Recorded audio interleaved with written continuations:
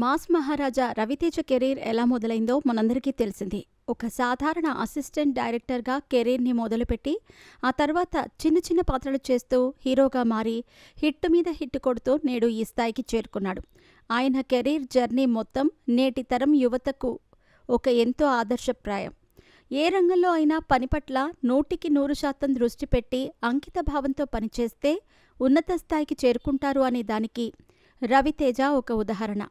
తన పిల్లలకు కూడా చిన్నప్పటి నుంచి కష్టం విలువ తెలిసేలాగా పెంచానని అనేక సందర్భాల్లో చెప్పుకొచ్చాడు రవితేజ. ఇదిలా ఉండగా రవితేజకి మహాధన్ అనే కొడుకు ఉన్న సంగతి మనందరికీ తెలిసిందే. అతను రాజాది గ్రేట్ చిత్రంలో రవితేజ చిన్నప్పటి క్యారెక్టర్ చేశాడు.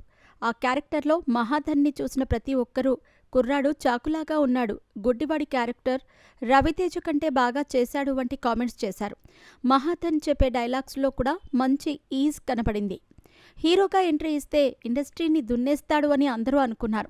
మరో 2-3 ఏళ్లలో ఇండస్ట్రీలోకి హీరోగా వచ్చేస్తాడని రవితేజ అభిమానులు అనుకుంటూ ఉంటే మహాధనేమో ప్రముఖ డైరెక్టర్ సందీప్ వంగా వద్ద అసిస్టెంట్ డైరెక్టర్గా చేరి అభిమానులకు ఊహించని షాక్ ఇచ్చాడు. హీరో అవుతామని మేమంతా ఆశపడితే డైరెక్టర్ అవుదామని అనుకుంటున్నావా? ఇదేమి ట్విస్ట్ స్వామి అంటూ అభిమానులు సోషల్ మీడియాలో కామెంట్స్ చేస్తున్నారు. ప్రస్తుతం సందీప్ వంగా ప్రభాస్తో స్పిరిట్ అనే సినిమా చేయబోతున్న సంగతి తెలిసిందే. ఈ సినిమాకి రవితేజ కొడుకు మహాధన్తో పాటు త్రివిక్రమ్ శ్రీనివాస్ కొడుకు రిషి కూడా అసిస్టెంట్ డైరెక్టర్గా పనిచేయబోతున్నారు. వీళ్ళిద్దరితో పాటు మరో 14 మంది అసిస్టెంట్ డైరెక్టర్స్ని పెట్టుకున్నాడట సందీప్ వంగా. ఇదే ఇప్పుడు ఇండస్ట్రీలో హాట్ టాపిక్గా మారిన అంశం. సందీప్ వంగా నేటి తరం ఆడియన్స్లోని బోల్డ్ ఆలోచనలకు తగ్గట్టుగా సినిమాలు తీయటంలో దిట్ట.